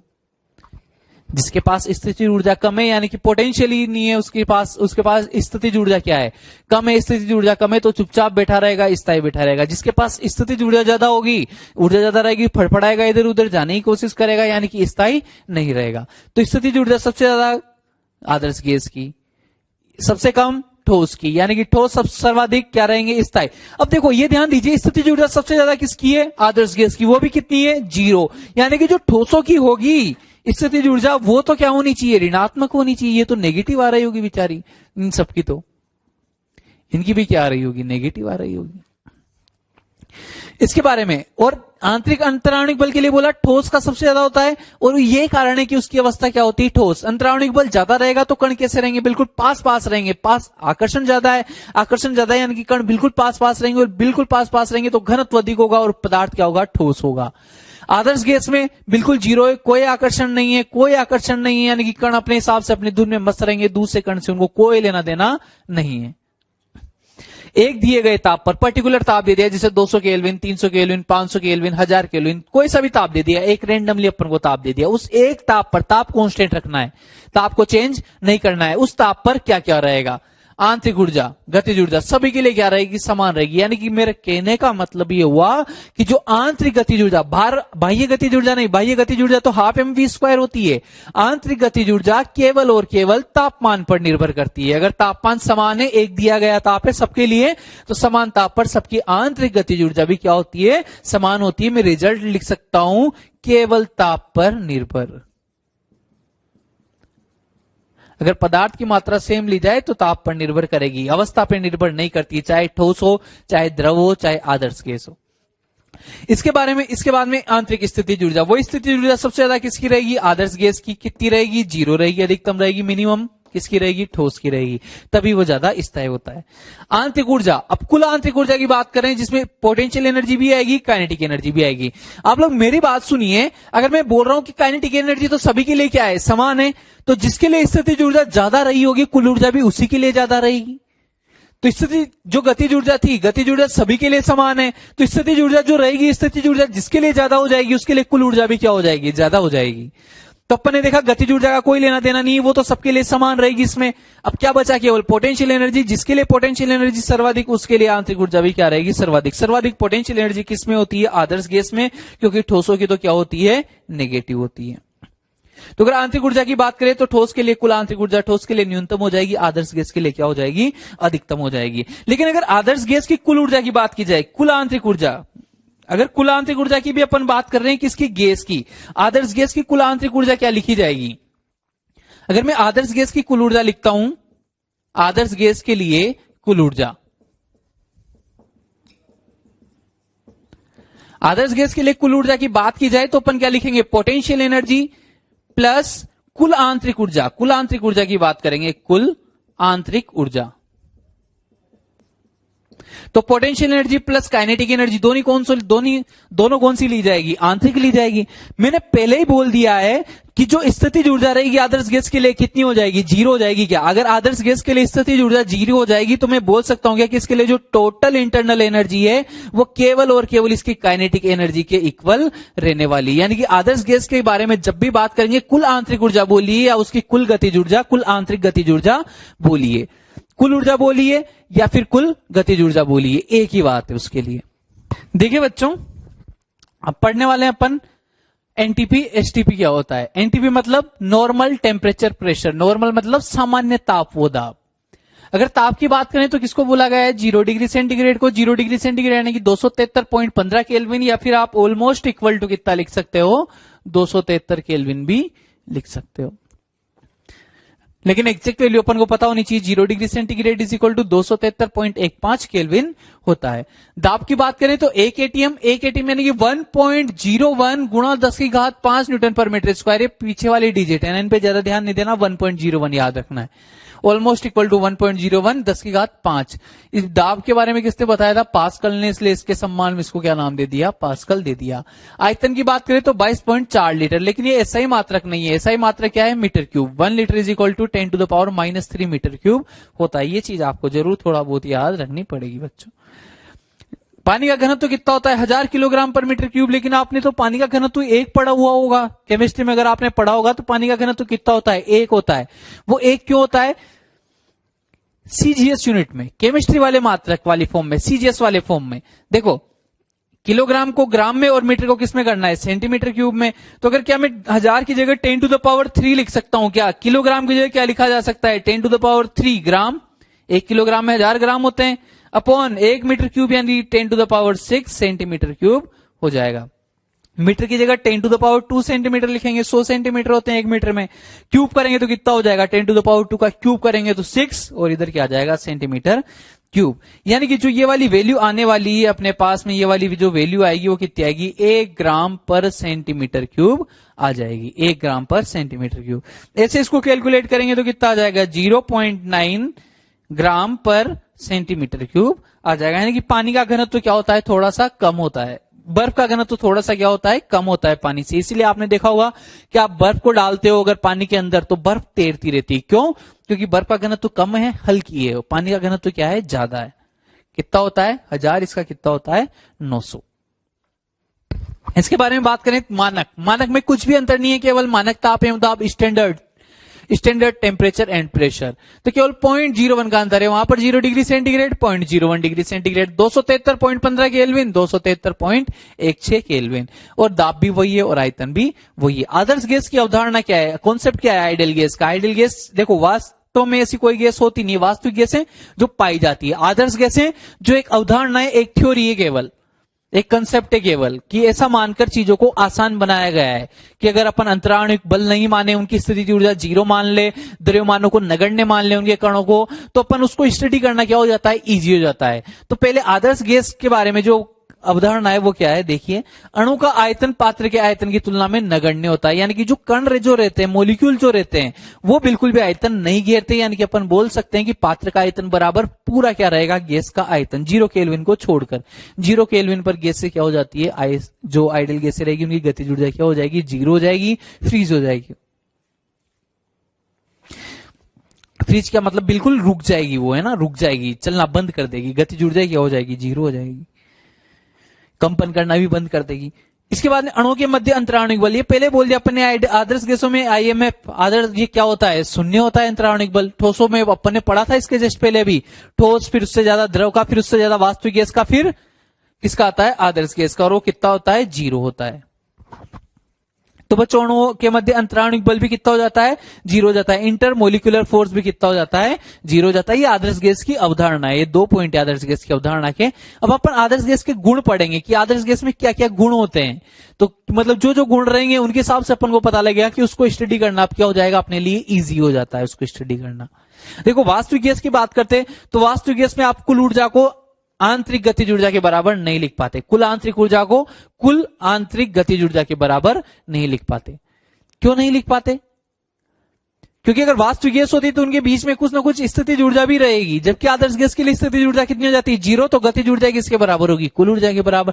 तो कहीं ना कहीं अपन चीजों को आसान कर रहे हैं आदर्श गैस के नाम पर, ताकि गैसों को स्टडी करना अपने लिए क्या हो जाए, आसान हो जाए। बच्चों देखिए बच्चों, आदर्श गैस की जो गुण है उनकी प्रॉपर्टी क्या होती है, आदर्श गैस कैसे बनाया अपन ने, क्या क्या अजम्पशन लिए, क्या क्या चीजें मानी अपन ने, क्या क्या परिकल्पनाएं की है कि आदर्श गैस बन जाए।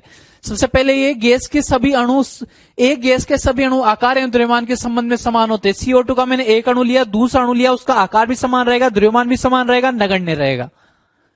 विभिन्न गैसों के अणु क्या रहेंगे, भिन्न भिन्न। एक CO2 का, एक किसका ले लिया मैंने, ऑक्सीजन का ले लिया, एक कार्बन डाइऑक्साइड का, एक ऑक्सीजन का, तो अलग अलग रहेंगे उनके लिए। गैस के अणु दृढ़, प्रत्यास्थ और चिकनी होते हैं। मतलब जो भी टक्कर होगी ना, टक्कर कैसी करेंगे, एकदम प्रत्यास्थ टक्कर करेंगे। प्रत्यास्थ टक्कर करेंगे यानी गतिज ऊर्जा में इनकी में कोई हानि नहीं होगी, इनकी स्पीड क्या बनी रहेगी, चाल क्या बनी रहेगी, नियत बनी रहेगी। आदर्श गैस को द्रवित नहीं किया जा सकता, क्योंकि द्रवित करने के लिए क्या करना होता है, अंतराणुक बल बढ़ना चाहिए। आदर्श गैस के बीच में अंतराणुक बल 0। फिर वास्तविक गैस में थोड़ा सा बढ़ता है, फिर थोड़ा और बढ़ा दूंगा द्रव बन जाएगा, फिर थोड़ा और बढ़ा दूंगा क्या बन जाएगा, ठोस बन जाएगा। तो इनको द्रवित नहीं किया जा सकता। क्यों? क्योंकि इनके मध्य में अंतराणुक आकर्षण बल 0 होता है, और द्रव बनाने के लिए अंतराणुक आकर्षण बल कुछ ना कुछ होना चाहिए। इनके लिए स्थितिज ऊर्जा 0 होती है, पहले पढ़ चुके हैं। अतः कुल गतिज ऊर्जा किसके बराबर रहेगी, गतिज ऊर्जा के बराबर रहेगी। स्थानांतरण गतिज ऊर्जा, गतिज ऊर्जा 2 टाइप की होती है, घूर्णन वाली स्थानांतरण, एक जगह से दूसरी जगह जाने वाली, और एक घूर्णन वाली घूमने के कारण होती है। तो स्थानांतरण वाली किसके समानुपाती होती है, ताप के समानुपाती होती है। स्थानांतरण डायरेक्टली प्रोपोर्शनल टू T। किसी अन्य पदार्थ के लिए अगर आदर्श गैस की बात नहीं करूं तो और पदार्थ के लिए क्या कंडीशन रहती है। देखो आदर्श गैस के लिए तो मैंने बोल दिया कि आंतरिक स्थितिज ऊर्जा क्या रहेगी, 0। लेकिन अगर उसके अलावा कोई और हो तो उनमें जो आंतरिक स्थितिज ऊर्जा होती है वो क्या होती है, नेगेटिव होती है। अपन ने बोला था सबसे ज्यादा स्थितिज ऊर्जा आदर्श गैस में होती है, और कितनी होती है, 0। यानी कि बाकी ठोस में क्या बताई थी मैंने, नेगेटिव, इसीलिए ठोस ज्यादा स्थायी होते हैं। तो सदैव ऋणात्मक रहेगी। आदर्श गैस में कितनी होती है, 0 होती है। आदर्श गैस की विशिष्ट उष्मा एक बार जितनी है उतनी ही रहेगी। ऐसा नहीं हो कि ज्यादा टेम्परेचर पर विशिष्ट उष्मा S जो आता था, स्मॉल s विशिष्ट उष्मा, वो चेंज नहीं होगी, ताप के साथ परिवर्तित नहीं होती। यदि वास्तविक गैस उच्च ताप, निम्न दाब व निम्न घनत्व पर आदर्श गैस की भांति व्यवहार करती है। क्यों करती है आदर्श गैस की भांति व्यवहार, आदर्श गैस की भांति क्यों व्यवहार करती है, क्योंकि जब उच्च ताप हो जाता है, उच्च ताप हो गया यानी कि उनकी गतिज ऊर्जा बहुत ज्यादा बढ़ जाएगी और स्पीड बहुत ज्यादा बढ़ जाएगी, स्पीड बहुत ज्यादा बढ़ जाएगी। और निम्न दाब निम्न घनत्व यानी कि कण भी क्या है, दूर दूर है, तो कण भी दूर दूर है और वेग गतिमान हो रहे, तो ये एक कण का दूसरे कण पर लगने वाला गुरुत्वाकर्षण बल लगभग क्या हो जाता है, नगण्य हो जाता है, 0 हो जाता है। गुरुत्वाकर्षण बल 0 यानी कि अंतराणुक आकर्षण बल 0 हो गया। बल 0 तो स्थितिज ऊर्जा भी क्या रहेगी, 0 ही रहने वाली है।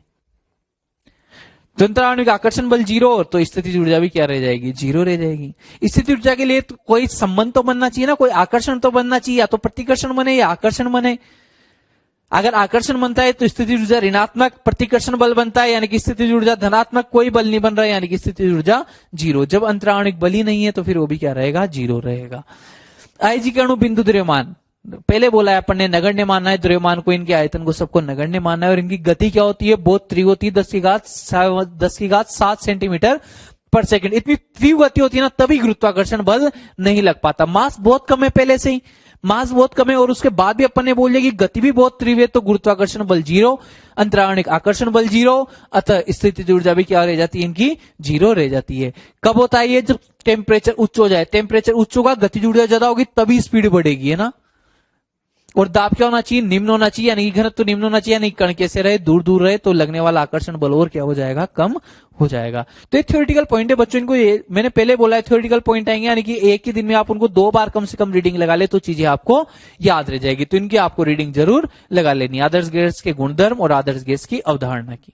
देखिए बच्चों, पढ़ने वाले हैं अपन आदर्श गैस समीकरण, आदर्श गैस समीकरण, आइडियल गैस इक्वेशन। केमिस्ट्री में आपने पढ़ी होगी PV is equal to NRT, वही आदर्श गैस समीकरण होती है। केवल अपन एन की जगह क्या लिख देते हैं, म्यू लिख देते हैं, नंबर ऑफ मोल। मोल की संख्या को किससे बताते हैं अपन, म्यू से बताते हैं। PV is equal to mu RT, ये बिल्कुल सबसे जो बेसिक फॉर्म है इसकी वो वाली फॉर्म है। लेकिन काम में आने के लिए जब भी आपसे पूछ लिया जाए मोलों की संख्या नहीं पूछकर, अगर आपसे अणुओं की संख्या पूछ लिया जाए तो फिर आप कैसे सोल्व करोगे इसको।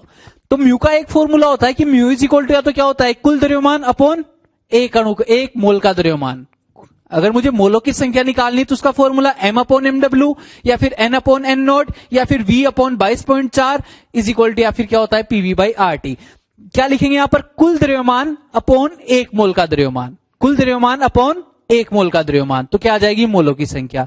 ऐसे कुल अणुओं की संख्या अपॉन एक मोल में अणुओं की संख्या, तो क्या आ जाएगी, कुल मोलों की संख्या अपने पास आ जाएगी। एक मोल वाली से डिवाइड कर देंगे अपन किसी भी चीज से, तो क्या आ जाएगी, कुल मोलों की संख्या आ जाएगी। कुल द्रव्यमान अपॉन एक मोल का द्रव्यमान, कुल अणुओं की संख्या अपॉन एक मोल में अणुओं की संख्या, कुल आयतन अपॉन एक मोल का आयतन। और ये वाला जो म्यू वाला फॉर्मूला है लास्ट वाला, ये यहीं से लिखा है अपन ने, PV is equal to PV upon R T. अगर मैं म्यू की जगह, अगर मुझे अणुओं की संख्या निकालनी है, मोलों की संख्या नहीं निकालकर अणुओं की संख्या अगर मुझे निकालनी है, तो अणुओं की संख्या के लिए मैं क्या कर सकता हूं, म्यू की जगह n अपॉन एन नॉट लिख सकता हूं। n कुल अणुओं की संख्या, एन नॉट अवोगाद्रो संख्या, या फिर इसको क्या बोल देते हैं, एक मोल में अणुओं की संख्या, जिसका मान ये होता है। r अपॉन एन नॉट को क्या भी लिख सकते हो आप, r भी कांस्टेंट रहेगा, गैस कांस्टेंट होता है, r इज इक्वल टू 8.314। तो अगर ये भी कांस्टेंट है, एन नॉट भी क्या है, कांस्टेंट है, तो बार बार इनको अलग अलग क्यों सोल्व किया जाए। तो इन दोनों को मिलाकर एक नया कांस्टेंट बोल दिया, इसकी वैल्यू भी फिक्स, इसकी वैल्यू भी फिक्स, तो दोनों के डिवीजन की वैल्यू भी क्या रहने वाली है, फिक्स रहने वाली है। तो अपन इसको एक नया नाम दे दिया। ये नाम सबसे पहले किसने दिया था, बोल्ट्जमान ने इसको नया कांस्टेंट बनाया था के, तो बोल्ट्ज उसको उसके सम्मान में अपन ने नाम दे दिया इसको बोल्ट्जमान कांस्टेंट। 1.38 गुणा 10 की घात -23। यहां से अगर मुझे अणुओं की संख्या निकालनी, यानी कि n को एक तरफ रख दूं, बाकी सबको किधर भेज दूं, दूसरी तरफ भेज देता हूं, n is equal to PV by KT हो जाएगा। ये अणुओं की संख्या के बारे में बात की। अगर गैस के घनत्व के बारे में बात की जाए तो घनत्व लाने के लिए अपन को क्या करना पड़ेगा, द्रव्यमान बटे आयतन करना पड़ेगा। तो आयतन अपने पास से द्रव्यमान लाना है, तो म्यू की जगह अगर मैं द्रव्यमान लाना चाहता हूं, यानी कि म्यू की जगह ये वाली वैल्यू चिपका दूं, क्या ये वाली, तो अगर म्यू की जगह अगर मैं ये वाली वैल्यू चिपका देता हूं, तो PV is equal to M upon M W multiplied by R T हो जाएगा। मुझे पता है घनत्व बनाना है, तो मुझे द्रव्यमान और आयतन दोनों को एक के साथ रखना पड़ेगा। द्रव्यमान बटा आयतन आएगा तभी अपन घनत्व लिख पाएंगे। तो मैंने m को एक तरफ ले दिया, v upon M, m upon v घनत्व होता है, तो v अपॉन m क्या हो जाएगा, एक बटा घनत्व हो जाएगा। या यहां से v को नीचे ले दीजिए तो m बाई वी बन गया है, is equal to R T upon M W. द्रव्यमान बटे आयतन को क्या लिखा जाएगा, घनत्व। ये बहुत ज्यादा इंपॉर्टेंट फॉर्मूला है, p by rho is equal to R T upon M W K T by small m। M W बात आ गई, यानी कि एक मोल का द्रव्यमान, एक मोल का द्रव्यमान। और अगर स्मॉल m की बात कर रहे हैं, यानी कि एक अणु का द्रव्यमान रहेगा, एक अणु का। तो ध्यान दीजिए बच्चों, एक तो ये वाला फॉर्मूला याद करना है, जब भी अणुओं की संख्या के बारे में बात की जाए तो डायरेक्ट ये फॉर्मूला यूज करेंगे अपन, पीवी अपॉन केटी। क्वेश्चन में अगर मोलों की संख्या के बारे में बात की तो PV is equal to mu R T, और गैस के घनत्व के बारे में बात की तो P by rho is equal to R T upon M W, और small KT by small M अपन यूज कर सकते हैं। ये चीजें अपन को ध्यान रखनी। कुछ कुछ चीजें और लिख देता हूं मैं। म्यू बराबर क्या रहेगा, मोलों की संख्या, म्यू बराबर मोलों की संख्या रहेगी। स्मॉल m बराबर अपन लिख चुके हैं, एक अणु का द्रव्यमान रहेगा। रो क्या रहेगा, गैस का घनत्व रहेगा। n कुल अणुओं की संख्या है, म्यू मोलों की संख्या है। mw क्या रहेगा, अणुभार। m क्या रहेगा, गैस का कुल द्रव्यमान। इसको अणुभार बोल दीजिए या मोलर भार बोल दीजिए, मोलर वेट बोल दीजिए, एक ही बात है। और यहां अणुओं की, ये एक मोल में अणुओं की संख्या होती है अवोगाद्रो संख्या, यानी कि एक मोल में अणुओं की संख्या। एक मोल का भार यानी कि इतने अणुओं के भार की बात करते हैं अपन। एक मोल का भार यानी कि इतने अणुओं का भार, क्योंकि एक मोल में इतने अणु होते हैं। एन नॉट बराबर एक मोल में अणुओं की संख्या, इतने अणु होते हैं। यानी कि अगर मैं एमडब्ल्यू लिख रहा हूं, अणु मोलर भार लिख रहा हूं, तो यानी कि इतने अणुओं का भार एक साथ लिख रहा हूं मैं। और अगर मैं स्मॉल m लिख रहा हूं, यानी कि एक अणु का द्रव्यमान लिखना है केवल अपन को, एक अणु का, गैस के एक अणु का द्रव्यमान लिखना होता है।